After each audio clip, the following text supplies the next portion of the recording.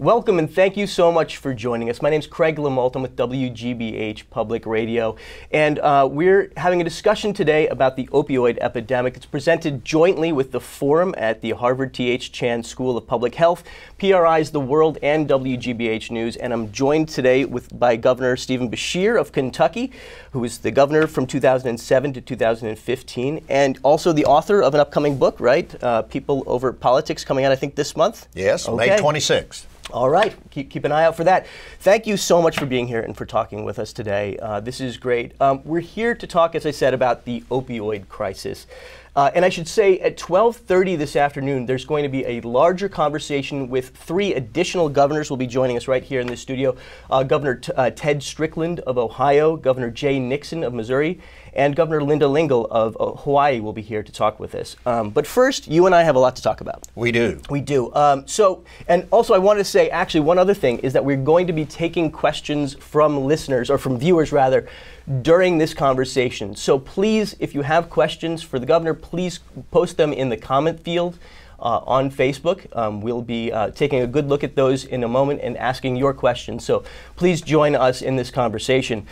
First, though, Governor, can I ask you to take us through the opioid epidemic as you saw it in Kentucky? What was the extent of the problem? What did you see? Well, it became a huge issue around 2010, 2011. I'm sure it was an issue before then, but it really bubbled to the top very rapidly around that time. And at that point, it was a prescription drug crisis. That's what we were seeing, is the abuse of legal drugs. And so in 2012, we passed some pretty comprehensive legislation that did a number of things. We implemented a prescription monitoring system that was mandatory. Every prescriber had to be on that. What that did was cut down on doctor shopping because you had to plug in the fellow's name and all of that. And if he'd been around the corner the day before, it popped up right there. So you knew immediately that this fellow was trying to just get drugs because he either wanted to use them or sell them. And that started cutting down on prescribing tremendously right then.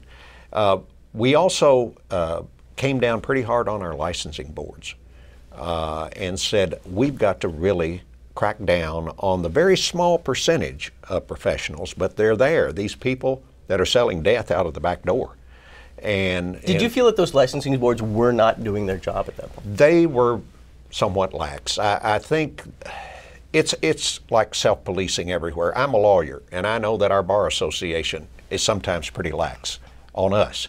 And it's a natural thing when you're policing yourselves. But we really needed to make sure that these folks that were coming from other states, for instance, where they were being basically thrown out of there, but doing so without having to, say, plead guilty to anything, and then they'd show up in your state, and we would recognize them and let them practice. And we just had to stop that stuff, and they really made a lot of headway there. And we ran those pill mills out of our state. So this is a really important and key point. Just, first of all, define what a pill mill is. How does this work? We had places in lots of areas in Kentucky, but particularly in depressed areas, economically depressed areas, where it'd be a trailer. And the owners might be, somebody from out of state, but they would have a doctor that could legally prescribe drugs. And there'd be a line around that place, wrapped around about 3 times, everybody with pain and needing medication. And I mean, pills were coming out of there as fast as somebody could get in there. And we put on a lot of requirements on who could even operate a clinic, a pain clinic, and that they had to be doctor-owned, and that they had to be licensed. And so because we really cracked down there, all but I think we had about 40 of them in the state, and it got down to 5 real quickly who were legitimate operations, and they weren't sitting out here in the trailers. But so we did that. Now, what happened? So they went across the river. They went to another state, perhaps, that hadn't done that. Right. But at least we moved them out of our state. Because this is a problem that exists, certainly not just in Kentucky. It exists at states all over the country. How did you crack down on them? I mean, I think it would be instructive for other states to understand this is what Kentucky did, and how they saw success in this. Well, number one, we passed the law that required them to license and all of this, and then I sent the state police. You know, I said, you go out there and you shut these people down. If they don't have the proper paperwork and they haven't qualified, you shut their doors. And we did. And we didn't get sued. If we, they said, what if we get sued? I said, we'll get sued. Yeah. But they're peddling death out here right now, and we've got to do something about this. And so it worked. And you really saw in a matter of months the use of legal drugs, or the abuse of legal drugs, really declining pretty rapidly. Now, what happened? The main reason I know we were successful is that the demand for heroin and fentanyl went up. Right, and I want to get to that because you attacked that issue separately later. But before we move on, I mean, I want to talk specifically about the drug monitoring software that you required everybody who gives a prescription for an opioid to check and see what is that patient's history. You got some pushback on that, right? I mean, that didn't happen easily. No, and we had the system for several years, but it was voluntary, and so we had about 20% of the prescribers using it, and everybody else said, "Look, I don't have time. You're just trying to interfere with my practice, and all of this stuff that it'll really slow us down." And we said, number one, it won't, but number two, I'm sorry, we're going to do it anyway. And we got pushback. I mean, I tried to pass it in our regular session, and the KMA, the Kentucky Medical Association, their lobbyists came in and said, we're going to fight you, and we're not going to let you pass this. And we weren't able to pass it in the regular session, so I called a special session the day they walked out of the regular session and brought them right back in and put that as the sole item on the agenda and really put the focus on it. Mm-hmm. And we got it passed. And you know what? Within months, the KMA and everybody else was saying, this is no big deal. Because the electronic system was set up in such a way, it was fast. I mean, in 30 seconds, you could check. So it wasn't holding up practice. And why did they resist it in the first place then? Well, there's this feeling among professionals, and I think doctors are notorious for this. And I've got a brother that's a doctor, so I'm not. I love him, but don't mess with my practice. The government shouldn't be involved, and all of that. And I understand that thinking, but you know what? Some issues are more important than whether you want the government involved in your practice or not. And this stuff is literally killing people, and guess where? It comes from you. Somehow or another, this is coming from you, the people that are prescribing these pills. And of course, the biggest source of these pills was medicine cabinets at home. Yeah. Because they were prescribing, and you had this. I've had this experience. Go in with a dislocated shoulder or something, and you walk out with 60 OxyContin pills. I don't need 60 OxyContin pills. And if they end up in your medicine cabinet, guess what? I mean, whether it's people that are in your house, whether it's your kids, somehow that stuff will end up out there on the streets if you're not careful. I've had the same experience where I had a surgery and I left with a whole jar full of something that I didn't want and I didn't actually need. And it's not, it's not the pill mills we're talking about. It's not. This is legitimate prescriptions. What role do the doctors have or should they have in trying to prevent this kind of thing from getting out of hand? One thing that this really emphasized, I think all of us, including the doctors, was that they really weren't educated enough about the effects of these pills, of what the consequences, unintended consequences were. And as a result, and with our licensing boards and with our universities and our medical schools, we've started trying to do more training for doctors so that they are sensitive to this whole issue. You got to pay attention. We just passed a law in Kentucky that says you can't give out over a 3-day quantity of pills. Now, there's some exceptions and all of that, but basically, don't be allowing people to walk out of here with 60 pills. And I think that'll have an effect. I want to remind viewers, if you have questions for the governor, please go on Facebook and just post them in the comments. We're going to be taking some questions in a moment. We'd definitely like to hear your voice and your questions, so please add them. I mean, I think this it does get to this question, which goes well beyond this particular issue, but what the proper role of government is in this, right? You were a governor. You're not a doctor. You're not an anesthesiologist, right. but you felt and you feel some need to educate doctors about the impact of this. How can that relationship be more effective in trying to address this? Well, and you're right. I mean, politicians, for the most part, aren't those kinds of professionals. But you know something? I was responsible for 4.3 million people. Yeah. And when you see a big bunch of those folks killing themselves with overdoses or getting addicted and then robbing places to get money and creating basically crime waves in various places, it's your responsibility to do something about it. And when you find the source of that, even if it's a very legitimate source, and as I say, 99.9% of our doctors and all the prescribers are wonderful people. They mean well, but you do have that small percentage that are in it for the money, and they're going to make money no matter what, and they don't care, I guess, whether they're peddling death or not. But we have to do something about that, and self-policing wasn't doing it. Mm-hmm. So I think there was evidence enough that we had to take some further steps to make things happen.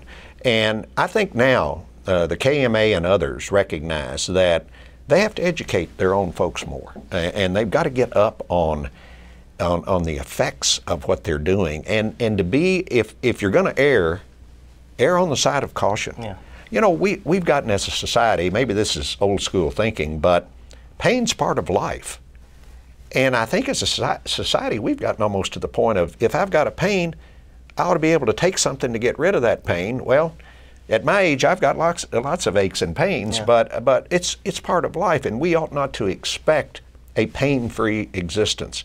Obviously, if you've got chronic pain, those kind of things, that there are treatments for it. But I think that we need to be more cautious about what we do for pain. I've actually read reports that increasingly there are these surveys that patients fill out after the fact, and they say, how satisfied were you with your stay? And if people say, oh, I was in pain, that reflects poorly on the hospital, so the hospitals are actually encouraging more use of this kind of thing. I mean, is that? I've seen that too, and apparently I think a national show had that on, and as a result of some of that, I think they're now changing that questionnaire. Yeah. But you were right. I mean, these people were, the doctor at the hospital, on the hospital's payroll, was being graded by the hospital on how satisfied that patient was when they left, and if you wouldn't give them pain pills, they're going to put a low mark for you, and maybe it affects your pay. And that's crazy. I mean, that's going just the opposite direction of where we need to be going. So hopefully all of that kind of stuff is being remedied now. Again, if you have questions for the governor, please post them on the Facebook comments. I want to ask, make a transition here from the prescription pain pills to what you found came next. I've heard you sort of equate this to a game of whack-a-mole. What happened?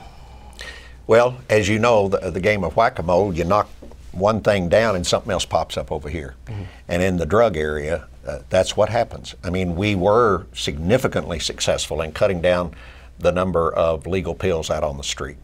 But if you're an addict, you're looking for something. And so they found heroin and fentanyl, illegal drugs, and really in many ways more dangerous drugs, particularly the fentanyl. I mean, some of this stuff, that much kills you, and people don't know that.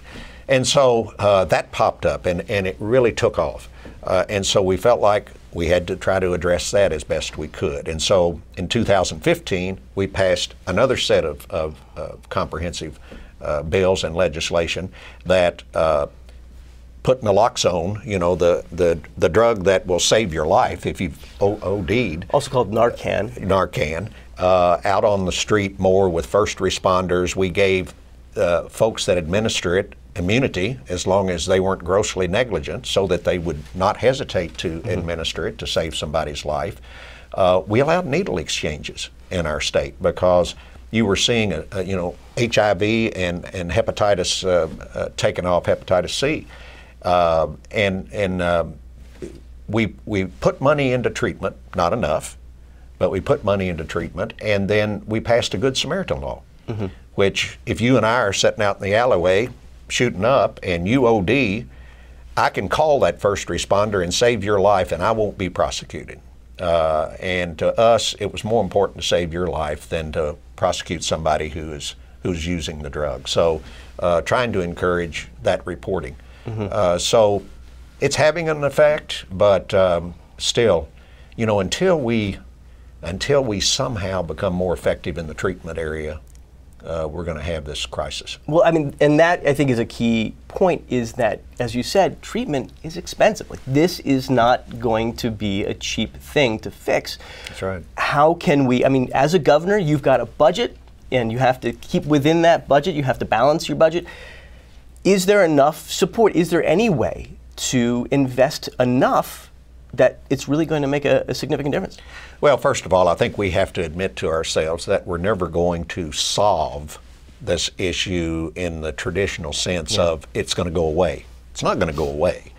But if we can get better control of it, and if we can get better in terms of taking an addict and getting them into a kind of treatment to where they can come out on their feet, they can come out and be responsible citizens again, and most of them want to be. Yeah. I mean, you know, there's very few that don't want to be responsible citizens, but it's out of control.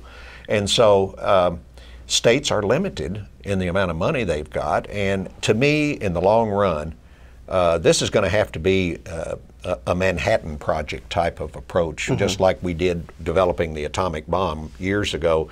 I mean, the federal government's going to have to partner with the states to really attack this treatment part of this equation from a financial standpoint. Yeah, it's going to take that kind of support. We do have a couple questions that I want to go to. The first one you touched on a little bit, but asking you to address some of those harm reduction things that you did in your state, specifically the needle exchange, and something you didn't mention with the safe injection sites in your state. Can you, I mean, the fact that those were even previously not legal, that you actually needed to change the law to make things like needle exchange even legal. That question, by the way, came from Beth Macy. Thank you for that question. Is kind of striking, actually, that you needed to do that. Well, you know, Kentucky's not Massachusetts. Okay. And you know, we're in a more conservative part of the country. Yeah. And there is this thinking about, you mean you're gonna encourage folks shooting up by giving them needles? And you know, there's that pattern of thought that you're actually enhancing the ability of people to remain addicts or to become addicts. And it's in a way amazing that we got that passed in Kentucky, you know, from where we are in the country in terms of conservative liberal on an issue like that. But we had a county up in Indiana not far from us where HIV and hepatitis C it ravaged the county in a matter of months. And even the Indiana governor at that time, who now is a fellow that happens to be vice president of the United States, Mike Pence, he was against needle exchanges.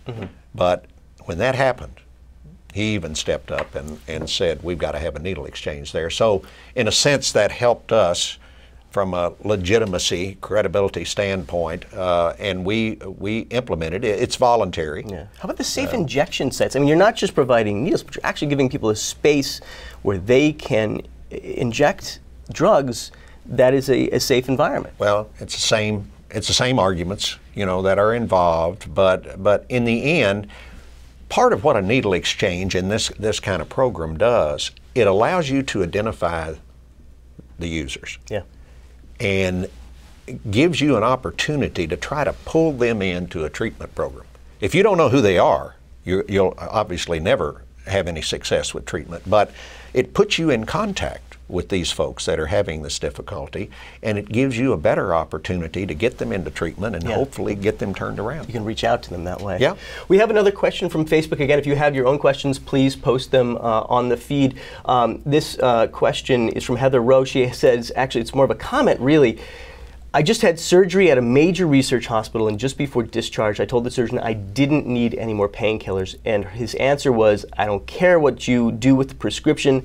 You can frame it for all I care. But they gave the prescription. Is this common? I mean, this idea that they're going to give you this prescription whether you like it or not? Well, I don't know if it's common or not. It probably happens a lot. And but just think about you know, think about what that does for folks that are walking out. I mean, you know, you go, well, gosh, if they felt like it that much, maybe I ought to go get it filled, and then all at once you got 50, 60 pills, and I mean, to me that's a doctor not taking responsibility for making judgmental decisions, and I think they need to be better trained to make those decisions. I mean, if you've got a person that says, I don't want it, you know, I'm sure the doctor's thinking, well, 2 days from now, though, you may be in pain and you're going to need it. And so I want you to take it anyway. Well, or that if I don't give you a prescription, you're going to later complain because I didn't make you take this. But in the end, that person, if they make that decision, then they just need to come back in if they've got issues and get a prescription if they're having trouble. It just needs to be harder. Harder to get. You mentioned the role that the federal government should be playing in this. And I wanted to ask a couple. Number one, the 21st Century Cures Act does provide some grants. Your state got some. And I guess first of all, I want to ask, is enough being done on the federal level to invest in this? But then secondly, you know, I have to mention that this healthcare bill that passed Congress just yesterday, it's been reported the bill would eliminate $880 billion from Medicaid over the next 10 years, and it could leave states with, you know, no other option but to cut some services like the addiction treatment services. I mean, do you think that that is the case? Are you concerned about that? Or do you feel like there is enough in that bill that passed to address this? Well, first of all, no, the federal government is not doing enough in terms of helping to fund treatment. And it's true that they appropriated $1 billion, I think, in the 21st Century Cures Act, and they just did the first round of grants of about half of that to states, and Kentucky got $10 million. And that sounds like a lot of money. It is a lot of money. But when you get down to spending for treatment, it runs out pretty fast. And secondly, you know, one of the great things about the Affordable Care Act was that it had these 10 essential benefits, one of which was for the first time that every insurance policy and Medicaid had to cover behavioral health issues, which includes addiction treatment. And for the first time in Kentucky now, you know, people can get paid something for giving treatment to addicts. And so it's going to help. And to turn around now and to propose to just do away with that is counterproductive. I mean, it's going just in the wrong direction. I believe it would give the states the option of dropping those things? I think that's what they say the bill says at the moment. I mean, the bill has changed a bunch of times. And the Senate's going to rewrite it again? It's going to be rewritten again. And I am encouraged by conversations I've had with a number of U.S. senators, many Republicans, that are concerned about this issue in their states. And I don't think in the end that we're going to end up going down that road. I certainly don't. I hope not, because we'll go back to where we were before, or maybe even worse off, because this crisis is getting worse. It's not getting better. And if we pull an avenue for treatment and payment for that treatment out of the hands of the states, or if we even allow the states to pull it out of their own hands, when you've got a balanced budget and you got to make hard decisions, then we're gonna really be going backwards. This healthcare debate is one that goes right down party lines. Do you think that the opioid epidemic, the crisis that we're seeing right now, is something that can transcend those lines? If there is one issue that to me is not political, it's this issue. You know, these folks out here who are addicted are Republicans, they're Democrats, they're independents, they're no registration at all.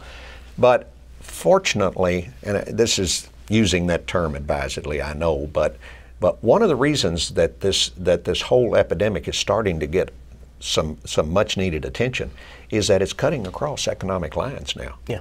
I mean, people out of the wealthiest families as well as the poorest families are becoming addicted.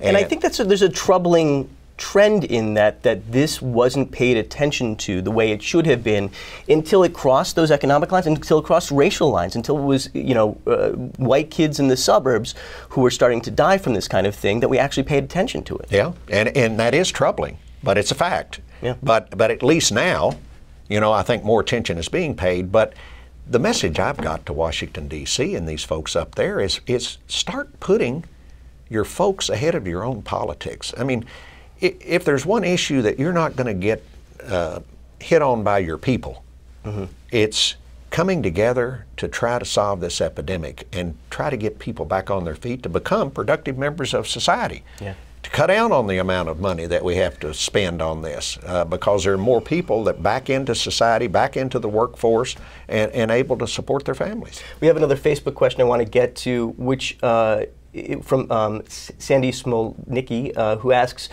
what have been the most effective ways for governors to communicate what's working in their states? I mean, you've had, all of these things that you've done in your state, but you have 50 different governors who are trying their own things. How can governors sort of communicate what's working? Well, actually, governors are pretty good at that, and we've got a National Governors Association that I participated in for 8 years, and every governor comes most of the time. We have 3 or 4 meetings a year, and we share. Governors are still able to talk to each other, no matter what party they're in. Unlike folks up in Washington and in Congress who, yell and scream at each other and then go out and raise money that night so they can come back and yell and scream at each other again. Governors actually talk to each other and learn from each other. And the National Governors Association has a best practices institute within it. And so we share what we're doing. And I picked up a lot of ideas in a lot of different areas over that 8 years from a Republican governor here, a Democratic governor there, somebody that had a real good idea. And then we'd call them, and they'd tell us how they did it. The last thing I want to ask you, I don't mean to cut you off, I'm sorry, is has it worked? I mean, you passed these 2 bills, you've really made this a priority in Kentucky. Has it been successful? It has in the prescription drug abuse, the legal drugs. We're just getting started on the heroin and fentanyl, so I think it's too early to tell there. Although we'll save obviously a lot more lives with the naloxone treatment. Okay, thanks.